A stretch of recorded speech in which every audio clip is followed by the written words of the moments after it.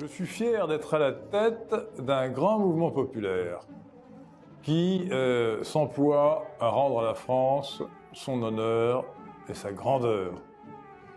Les cosmopolites ne pourront pas arrêter ce grand mouvement. La force du peuple français les obligera à reculer. Chers amis de la résistance française et de la réaction républicaine, bonjour. Neil Ferguson, chercheur à l'Imperial College, à Londres, et le pape de l'épidémiologie, ou plus précisément, le pape des modèles mathématiques censés prévoir l'évolution des épidémies.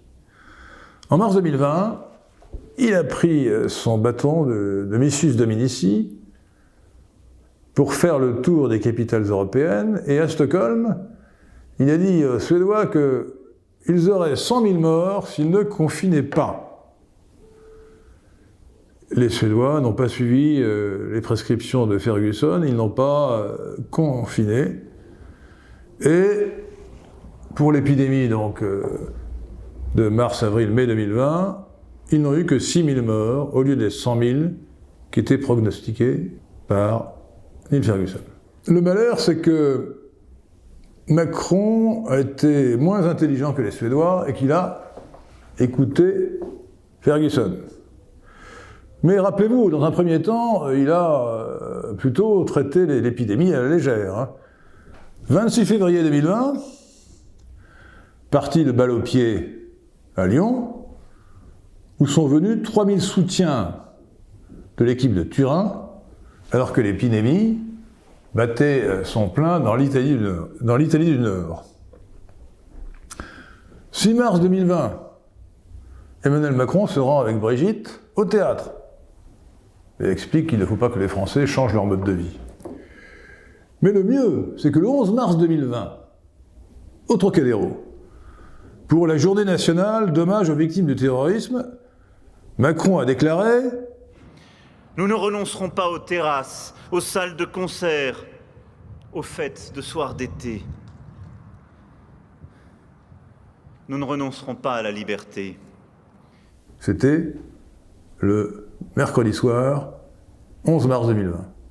Le lendemain, jeudi 12 mars 2020, Emmanuel Macron reçoit le conseil scientifique qu'il avait constitué quelques jours avant et qui était présidé par Jean-François Delfraissy, constitué de briquet de broc en vérité, et Delfraissy lui présente les prévisions de Ferguson pour la France. Ferguson annonce 300 à 500 000 morts si la France ne confine pas. Et l'un des autres membres du conseil scientifique, Simon Cochemet, qui est un émule de Ferguson et qui est à l'Institut Pasteur, en rajoute et annonce lui aussi des centaines de milliers de morts. Alors Macron s'affole. Et d'un seul coup, il change son fusil d'épaule. Le soir même, jeudi 12 mars 2020, sans plus attendre, il prononce une allocution solennelle, fermeture des écoles et interdiction de rendre visite aux personnes âgées. Et 4 jours après, le temps de passer le premier tour de scrutin des élections municipales, il annonce le confinement général de la population, à partir donc du 17 mars 2020. Si Emmanuel Macron avait été un chef d'État digne de ce nom, au lieu d'être un panicard, il aurait dû demander quelles avaient été dans le passé la qualité des prévisions formulées par Ferguson d'après ses modèles mathématiques. Et alors, il aurait été édifié. Voici quelques références du sieur Ferguson. 1996, Ferguson a prédit qu'il y aurait 135 000 morts dus à la maladie de la vache folle. En réalité, il y en a eu quelques dizaines, et encore, ce n'est pas sûr, parce qu'auparavant, la maladie de Creutzfeldt-Jakob n'était pas diagnostiquée. 2001, les délires mathématiques de Ferguson ont conduit à l'extermination de 6 millions de têtes de bétail pour contenir une épidémie de fièvre afteuse. Au total, on n'a trouvé que 2000 cas de bêtes contaminées. En 2004, c'est encore mieux, de plus en plus fort. Neil Ferguson a prévu, d'après ses modèles, que la grippe aviaire, H5N1, ferait 200 millions de victimes. En comptant large, elle en a fait seulement 200, soit 1 million de fois moins. Alors, en 2009, il a été quand même plus prudent. Pour la grippe H1N1, il a quand même annoncé 65 000 morts dans le monde. Et on en a compté seulement 18 000, c'est-à-dire 3 fois moins. Et 300 en France, ce qui déjouait les prévisions alarmistes du ministre de la Santé, Roselyne Bachelot, qui, il est vrai, était très lié au laboratoire pharmaceutique. Alors, il suffisait de se pencher sur les exploits de Neil Ferguson pour mesurer la constance qu'il avait dans l'erreur et le peu de confiance que l'on pouvait accorder à ses prévisions toujours fausses, sans aucune exception. Et pourtant, la réputation de Ferguson n'a pas été entamée, c'est absolument incompréhensible, et Macron a gobé les vaticinations de Ferguson en confinant les Français, donc à partir du 17 mars 2020. Alors, les morts attribuées au Covid-19 au cours de la première épidémie, en mars, avril et mai 2020, sont un peu plus de 30 000 environ, selon les statistiques officielles, loin des 500 000 morts annoncées par Ferguson, en l'absence de confinement. Passons sur le fait que ces statistiques sont gonflées et frelatées, fallacieuses, puisque 96% des gens qui meurent après avoir été contaminés par le Covid-19 avaient déjà une autre pathologie lourde. Diabète, maladie cardiovasculaire, insuffisance rénale, etc. La différence entre ces 30 000 et ces 500 000, quoi qu'il en soit, est-elle due au confinement? Mais non. L'exemple de la Suède suffit à prouver le contraire. Et les éminents spécialistes que sont en France, le professeur Didier Raoult et le professeur Jean-François Toussaint, n'ont eu de cesse de l'affirmer, les mesures sociales, confinement, couvre-feu, n'ont aucun effet sur la propagation de la maladie. Et c'est d'ailleurs facile à comprendre. On sait que le confinement favorise la contamination au sein de l'espace confiné, comme le rappelle d'ailleurs l'université de Johns Hopkins. Et c'est même une des explications que l'on avance pour rendre compte de la saisonnalité de la grippe. En hiver, les gens se confinent chez eux. Certes, le confinement réduit la contamination à l'extérieur, mais il accroît celle qui se produit chez soi au sein du foyer. Alors, on reconnaît un imbécile à ce qu'il se laisse berner 2 fois, de la même façon, à ce qu'il tombe 2 fois dans le même panneau. Bon, selon ce critère, Macron est le roi. Dans son discours du 28 octobre 2020, où il a annoncé un second confinement, il a parlé de 400 000 morts en l'absence de confinement. Il a affirmé, quoi qu'il arrive, je dis bien, je cite Macron, quoi qu'il arrive, il y aura au moins 9 000 malades en réanimation à la mi-novembre. En réalité, le 15 novembre 2020, il y en avait 4 900, soit moitié moins. Et encore, ces chiffres de malades en réanimation sont délibérément gonflés par le service de réanimation. Parce que l'on bourre les 10 services de cas légers. Par exemple, à l'hôpital Mignot à Versailles, la moitié des gens qui sont en réanimation à l'heure actuelle, donc en février 2021, sont des cas légers. C'est-à-dire des gens qui ont besoin d'un peu d'oxygène, ou de beaucoup d'oxygène, mais qui n'ont pas besoin d'être intubés et d'être en réanimation. Quoi qu'il en soit, on voit l'ampleur de l'erreur 15 jours avant sur le nombre de gens en contamination, en service de réanimation. Quant aux 400 000 morts, c'était un scénario absurde, il résultait des calculs des disciples de Ferguson à l'Institut Pasteur, sous l'autorité de Simon Cochemet, déjà cité, dans un institut qui décidément fait beaucoup pour ruiner sa réputation, qui était grande. Pour l'excellent professeur Didier Raoult, qui s'est fort rarement trompé, les prévisions des modèles épidémiologiques relèvent de l'astrologie. Et encore, Raoult est trop aimable, car l'astrologie ne se trompe qu'une fois sur 2, alors que les modèles épidémiologiques de Ferguson et des autres, comme Simon Cochemet, se trompent toujours. Mais pourquoi les modèles épidémiologiques préfèrent-ils le confinement? Le professeur Jean-François Toussaint nous a révélé le secret. c'est parce que les modélisateurs introduisent dans leur hypothèse un paramètre R0, le fameux paramètre R0 dont on parle à la télévision, qui définit le taux de reproduction de la maladie, c'est-à-dire le nombre de personnes qui seront contaminées par un malade. Et il suppose que R0 est divisé par 3 si on confine, ce qui est au demeurant absurde. Et ensuite, les exponentielles font la différence. Autrement dit, le résultat en faveur du confinement du modèle résulte simplement de l'hypothèse de départ qu'on y a introduit.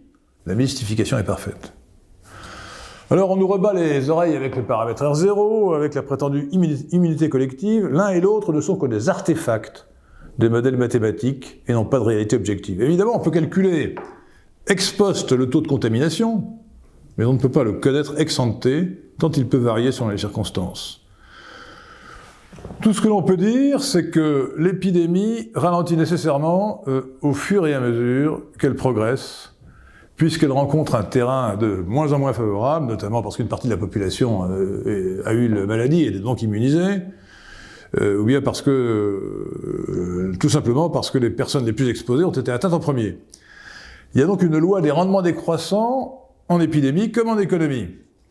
Et si l'épidémie finit par s'éteindre, c'est aussi parce que le virus mute.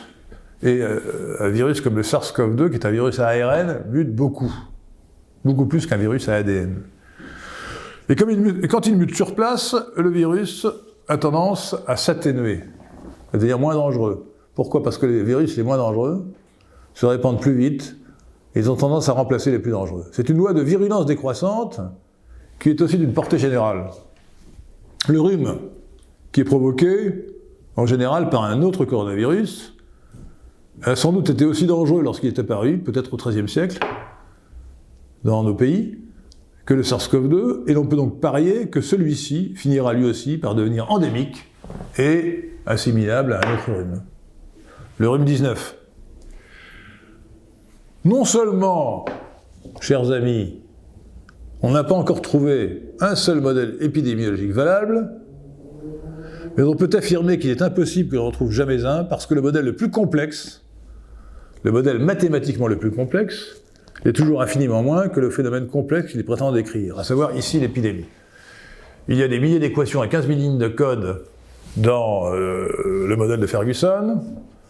Alors les informaticiens ont relevé que c'était écrit avec du Fortran et que ce n'était pas un bon langage mathématique, et ils ont critiqué la technique, mais c'est pas vraiment le sujet. La critique que l'on peut faire est plus profonde.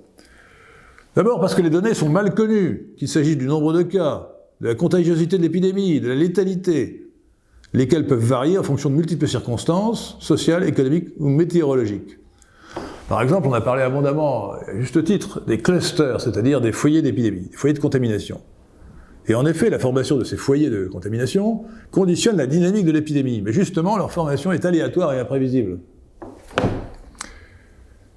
À petite cause, grands effets, c'est ce que nous apprend la notion de foyer épidémique. Alors, ce que j'ai dit des modèles mathématiques des épidémies, on peut le généraliser à tous les modèles mathématiques applicables à des phénomènes très complexes. On peut sans doute optimiser par un modèle mathématique bien conçu la gestion d'une flotte de taxis. Ça ne veut pas dire qu'on puisse prévoir l'épidémie, l'économie ou le climat. C'est un principe épistémologique. L'épistémologie étant ce qui se rapporte à la valeur de la science. C'est un principe épistémologique. Aucun modèle mathématique, aussi perfectionné soit-il, aussi convaincant qu'il paraisse a priori, ne peut être tenu pour valide ex ante, c'est-à-dire avant d'être soumis victorieusement à l'expérience, qui pourrait éventuellement le valider ex post. Il faut qu'il ait fait ses preuves, c'est-à-dire qu'il ait fait des prévisions valides, autrement dit des prévisions justes et non banales.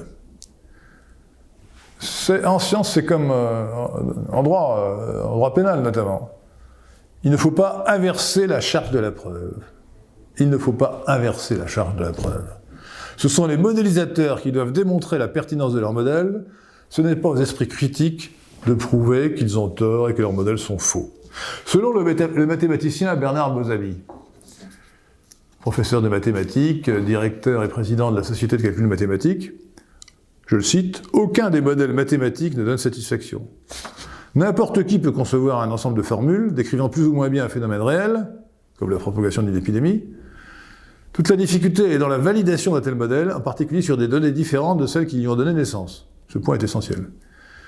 Notre expérience, dit Bernard Bozamy, est que seuls les modèles grossiers, nécessairement probabilistes, donnent satisfaction, et encore pas toujours.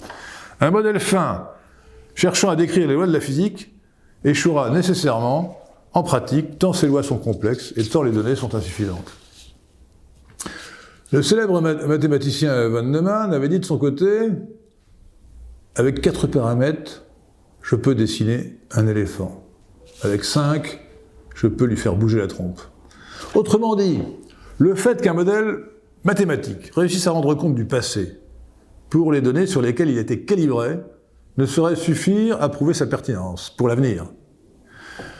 À condition d'introduire un nombre suffisant d'équations et de paramètres, un modélisateur confirmé y parviendra toujours.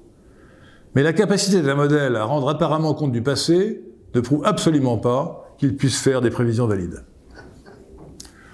On peut affirmer au contraire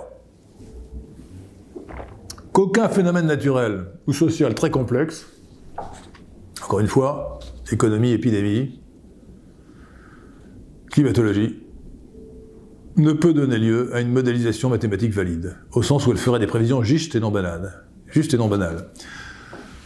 Cela résulte en particulier, de la théorie du chaos déterministe, qui remonte au grand mathématicien français Henri Poincaré, qui, à la fin des années 1880, a démontré que le problème des 3 corps n'avait pas de solution. Autrement dit, on sait expliquer le mouvement de la Terre par rapport au Soleil, d'après les lois de la gravitation universelle, mais dès qu'on introduit un 3e corps, un 3e astre qui n'est pas négligeable, on ne sait plus quelle va être l'évolution à long terme.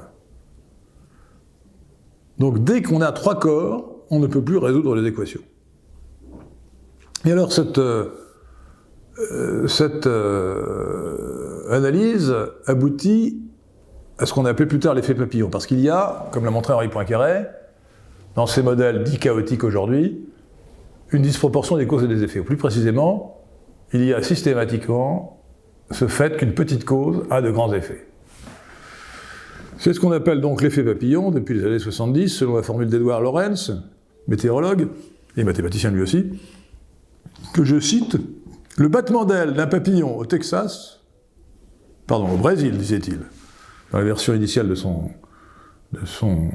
sa formule, le battement d'aile d'un papillon au Brésil est susceptible de provoquer une tempête au Texas. » Alors, je vais citer un autre mathématicien, décidément j'en cite beaucoup, qui s'appelle David Ruelle, R-U-E-L-L-E, et qui a, dans un livre fort intéressant, sur déterminisme et prédicibilité, je lui laisse la responsabilité de ce terme barbare, a illustré la portée de la très forte sensibilité aux conditions initiales de la manière suivante. David Ruelle explique que l'on a calculé l'effet que produirait sur la dynamique d'un volume gazeux quelconque le fait de supprimer, écoutez bien, le fait de supprimer l'attraction gravitationnelle d'un électron, d'un seul électron, placé à la limite de l'univers connu. En une infime fraction de seconde, on obtient un changement qualitatif dans les chocs entre les molécules de gaz. Il faut ensuite 1 minute environ pour qu'il y ait des modifications macroscopiques dans ce genre de turbulence qui se produit au-dessus d'un radiateur chaud. Il faut 1 jour pour que des changements sur des distances d'1 centimètre s'étendent sur 10 km. On estime que la structure du tour qu'il fait sur la Terre sera bouleversée en moins de 15 jours. Ce genre de calcul met une borne aux ambitions des météorologistes qui ne peuvent espérer prévoir le temps avec quelque précision au-delà d'1 semaine ou 2. À l'évidence, un système chaotique, au sens de Poincaré et de Lorenz, est imprévisible, parce qu'il est impossible de connaître parfaitement les conditions initiales. La très grande sensibilité aux conditions initiales, qui est donc le propre de beaucoup de systèmes dits chaotiques, dont le climat, et probablement l'épidémie, détruit un préjugé illégitime qui sous-tend l'historicisme et le scientisme du XIXe siècle. Selon eux, les causes seraient forcément du même ordre de grandeur que les conséquences. Ce postulat était nécessaire pour que l'avenir soit prévisible et que l'homme puisse caresser l'illusion de se rendre maître de son destin. Ce postulat s'effondre avec l'irruption de la théorie des chaos. Donc, je l'ai dit tout à l'heure à propos des modèles en général, ils sont des outils suffisamment flexibles pour qu'on puisse leur faire dire à peu près n'importe quoi. Avec un peu d'ingéniosité, ils parviennent toujours à rendre compte du passé, à le simuler. Cela ne prouve nullement qu'ils soient en mesure de prévoir l'avenir. La capacité qu'ont les quelques dizaines de modèles numériques dont se sert le GIEC de simuler le climat des dernières décennies ne signifie pas qu'ils soient valables pour calculer les évolutions futures. Ils ont été paramétrés pour rendre compte des températures observées pendant 25 ans, entre 1975 et 2000. Mais il a fallu les ajuster pour rendre compte de la baisse des températures entre 1950 et 1975. Pourquoi ? Parce que, entre 1950 et 1975, l'homme a continué à produire du gaz carbonique, et en tout cas, il est de fait que la teneur en gaz carbonique de l'atmosphère a augmenté. Et pourtant, la température a baissé, contrairement à l'hypothèse principielle des modèles. Alors on a introduit une hypothèse ad hoc, ce qui n'est jamais bon signe.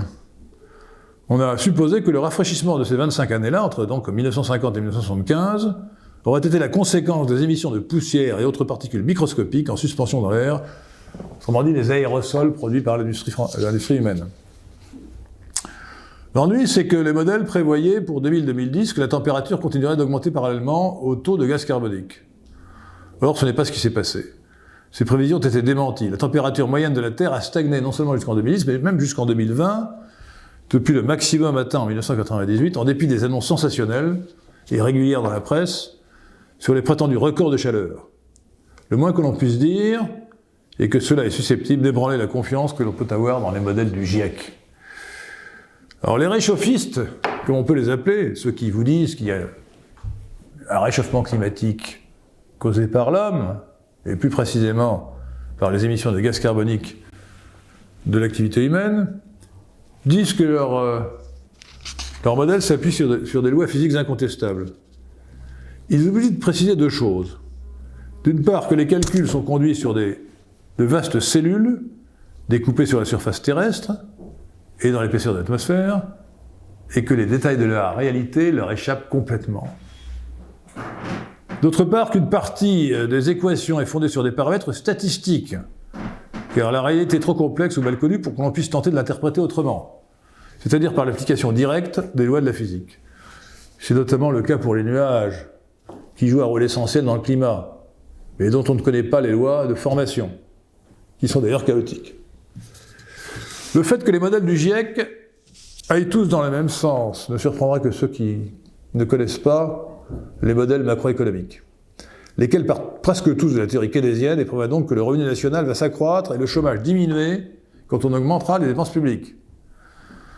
Les modèles keynésiens n'avaient pas vu venir la crise de 2008, mais ils ont quand même été jugés assez pertinents par les gouvernements pour inciter ces derniers à ouvrir les vannes du budget. On en a vu le résultat.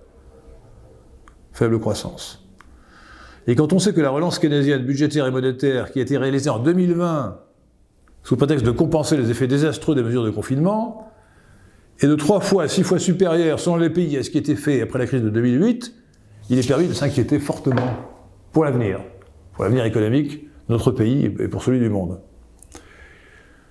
Pour en revenir au climat, les modèles du GIEC partent tous du présupposé que les émissions de dioxyde de carbone et des autres gaz émissifs dits à effet de serre, comme le méthane, doivent expliquer l'évolution du climat au cours des dernières décennies. C'est un postulat réducteur. Il n'est pas étonnant qu'ils y parviennent, tant bien que mal, eu égard à la plasticité propre au modèle. Ce postulat carbocentriste est-il pourtant le bon ? Personne ne nie que les autres gaz à effet de serre, comme le CO2, exercent un effet de couverture qui tente à réchauffer la planète. Mais quelle est l'importance de cet effet ? Le grand climatologue français, aujourd'hui disparu, Marcel Leroux, affirmait pour sa part, je cite, « Pour 95%, l'effet de serre qui provoque donc le réchauffement de la surface de la Terre, est dû à la vapeur d'eau, 95%.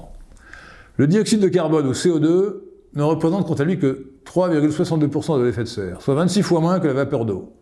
L'effet de serre est donc essentiellement un phénomène naturel. Seule une faible proportion peut être attribuée aux activités humaines, et cela pour une valeur totale de 0,28% de l'effet de serre, dont 0,12% pour le seul CO2. C'est-à-dire une proportion insignifiante. voire tout à fait négligeable. L'homme n'est en aucune façon responsable du changement climatique. L'homme n'est en aucune façon responsable du changement climatique. Eh oui, ce sont les nuages et l'eau, la vapeur d'eau qui est responsable. Les nuages sont l'impasse fondamentale de la théorie nébuleuse du GIEC. Ces modèles, les modèles du GIEC, supposent que l'augmentation de la température qui résulte de celle de la teneur en CO2 est amplifiée par l'évaporation de l'eau, qui renforce l'effet de serre, puisque la vapeur d'eau est la plus importante et le plus important des gaz émissifs. C'est cette rétroaction positive qui aboutit à des prévisions de hausse de température de plusieurs degrés, jusqu'à 5 degrés, à l'horizon 2100. Mais plus il y a de vapeur d'eau dans l'air, plus il y a de nuages. Or, ceux-ci, les nuages, ont un double effet. D'une part, les nuages accentuent en effet l'effet de serre. Autrement dit, l'effet couverture, en absorbant l'infrarouge. D'autre part, ils réfléchissent les rayons du soleil, c'est l'effet parasol. On pense que les nuages hauts, situés à plus de 6000 mètres, ont plutôt tendance à réchauffer, parce qu'ils sont peu denses et laissent passer les rayons du soleil. En revanche, les nuages bas nous refroidissent, comme chacun peut le constater. Toute la question est de savoir comment les masses nuageuses vont se développer et se répartir en conséquence de l'accélération de l'évaporation. Et ça, on est incapable de le dire. On ne sait pas modéliser la formation des nuages. Au fond, les carbocentristes sont victimes de ce qu'on peut appeler l'effet réverbère. L'effet réverbère. L'effet réverbère, c'est l'histoire de cet homme qui cherche ses clés la nuit sous un réverbère. Un passant lui dit « Mais que cherchez-vous » Il répond « Mes clés, les clés de ma voiture ». Et le passant lui dit « Mais êtes-vous sûr qu'elles sont tombées sous le réverbère » Et il répond « Non, mais c'est le seul endroit où j'y vois clair ». Les modèles numériques du GIEC reposent en outre sur une accumulation d'hypothèses qui leur ôtent beaucoup de crédibilité, que je n'ai pas le temps d'énoncer ici. Le professeur Bernard Bozamy a dit le peu de considération qu'il avait en tant que mathématicien pour les modèles du GIEC. Dans une note établie pour le secrétariat général de la Défense nationale en 2001, note qu'il a actualisée en 2006. Je cite « Les modèles employés, et c'est précisément notre métier de mathématicien que de les juger, sont à ce point sommaires, grossiers, empiriques, fallacieux, que les conclusions qui en sont tirées sont dépourvues de toute valeur prédictive. Serait-il 1000 fois plus précis qu'il ne le permettrait toujours pas ?» La plaidoirie en défense que l'on trouve dans les écrits d'Hervé Le Treut, ou Le Treut, T-R-U-T, est de nature à inspirer les plus grands doutes. Je cite Le Treut, qui est donc un éminent réchauffiste auteur de modèles climatologiques. L'analyse des données est effectuée de manière quotidienne pour permettre les prévisions météorologiques. La qualité des prévisions, vérifiables quelques jours plus tard, constitue le meilleur indice possible de qualité des analyses. Donc, selon Le Treut, la qualité des prévisions à 3 jours assurerait la qualité des prévisions à 30 ans. Mais quid des prévisions à 30 jours et à 300 jours? On peut au contraire retourner l'argument d'Hervé Le Treut. L'incapacité des modèles météorologiques à prévoir la météo à 30 jours prouve leur incapacité à la prévoir à 30 ans. Jacques Villain, membre de l'Académie des sciences, écrit à ce propos « Aux travaux des climatologues, une objection inévitable est celle soulevée par Claude Allègre, membre également de l'Académie des sciences, ancien ministre. Dans un de ses livres, « J'ai peine à croire, dit Claude Allègre, qu'on puisse prédire avec précision le temps qu'il fera dans un siècle, alors qu'on ne peut pas prévoir celui qu'il fera dans une semaine. » Le paradoxe n'est qu'apparent, puisque la météorologie cherche à prévoir le temps à tel endroit et à tel moment, alors que la climatologie s'intéresse à des valeurs moyennes sur une longue durée et une vaste région. La coexistence du chaos météorologique et de la stabilité climatologique, hypothèse non démontrée, est toutefois fortement suggérée par les calculs basés sur les modèles. Cette réponse au paradoxe d'Allègre est savoureuse. La question n'est pas en effet de savoir si le chaos est dans les modèles, mais s'il est dans la nature. Or, nous l'avons vu, ce sont fondamentalement les mêmes modèles qui servent pour les prévisions à court terme dites météorologiques et les prévisions à long terme dites climatologiques. Au fond, le météorologue, dont on se gausse parce qu'il se trompe toujours sur la prévision qu'il fait à quelques jours, à quelques semaines, change de statut lorsqu'il devient climatologue et qu'il fait des prévisions à 10 ans, parce qu'on ne peut pas le vérifier. Les modèles du GIEC ne font que nous dire in fine ce qui était déjà postulé ab initio, l'effet diabolique du gaz carbonique produit par l'homme. C'est ici que la science rejoint le vaudou. Vous le voyez, la superstition mathématique fait des ravages. Un modèle mathématique un peu compliqué impressionne. Non seulement elle impressionne le vulgum pecus, mais même des gens qui font profession qui font profession d'étudier les mathématiques ou le climat. La superstition mathématique impressionne les gens comme le faisait autrefois l'astrologie, qui avait des formules compliquées. Mais il y a un peu plus de rapport entre la théorie et la réalité dans un cas que dans l'autre. Alors, vous le savez sans doute, le CDH, le Carrefour de l'Horloge, a créé un prix Lysenko, qui est un prix de la désinformation scientifique, donc un antiprix en réalité, en hommage, si l'on peut dire, à Trofim Lysenko, qui était le biologiste préféré de Staline puis de Khrouchtchev. Lysenko était un biologiste botaniste, éminent à son époque, il est mort en 1970, et il expliquait que la génétique était une science bourgeoise, nazie, et contraire au marxisme, parce qu'elle interdisait de prévoir et de pronostiquer la création de l'homme nouveau que voudrait réaliser l'utopie marxiste. Et il avait raison, c'était contradictoire. Le marxisme et la génétique sont contradictoires. Seulement c'est la génétique qui avait raison, et le marxisme qui avait tort. Alors le CDH a donc accordé ce prix Lysenko à une vingtaine de scientifiques pour la désinformation scientifique qu'ils ont effectuée pour des raisons idéologiques. Mais le lysenkisme n'est pas exactement la même chose que la pseudoscience, parce qu'il concerne des individus particuliers ou des écoles, mais il ne suffit pas pour créer une discipline nouvelle. Lorsque je parle de pseudoscience, c'est toute une discipline qui est fausse, qui est d'apparence scientifique, mais qui est en réalité contraire à la science. Et donc, la modélisation mathématique autosuffisante, qui tourne en boucle, et qui produit des prévisions sans jamais les confronter aux faits, qui se sont réellement produits, est une pseudoscience, qu'on l'applique au climat, aux épidémies, à l'économie, à la génétique. On peut parler donc de pseudoscience quand c'est toute une discipline qui est d'apparence scientifique, mais qui est pseudo-scientifique.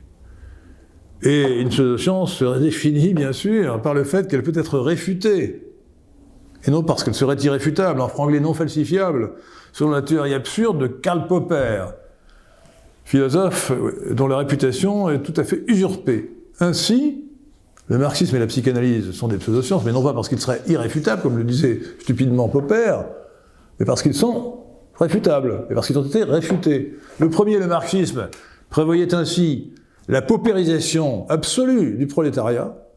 Les ouvriers deviendraient de plus en plus pauvres, d'après Marx. Et la seconde, la psychanalyse de Freud, promettait la guérison des malades. Alors on a eu le résultat. Le marxisme, 100 millions de morts. La psychanalyse, 100 millions de fous. Comme on le dit plaisamment, on n'est pas toujours fou quand on commence une cure psychanalytique, mais on l'est toujours à la fin. J'exagère à peine. Et on peut ajouter à la liste le pédagogisme, pseudoscience, 100 millions d'illettrés. La pseudoscience conduit toujours à la catastrophe parce qu'elle emprunte les habits de la science pour tromper, pour éberluer, pour impressionner, pour faire illusion. Et pour conduire sur des chemins qui mènent à l'abîme. Alors, ne nous trompons pas. Il ne faut pas rejeter, comme disaient les anglo-saxons, le bébé avec l'eau du bain. Gardons foi dans la science, mais protégeons-la des mirages de la pseudoscience qui la dénaturent et qui ont fait et qui font des ravages épouvantables dans le monde et dans tous les domaines. Je vous appelle, chers amis, au combat pour la vérité qu'il faut mener avec courage et lucidité contre l'idéologie cosmopolite, laquelle repose sur un océan de mensonges.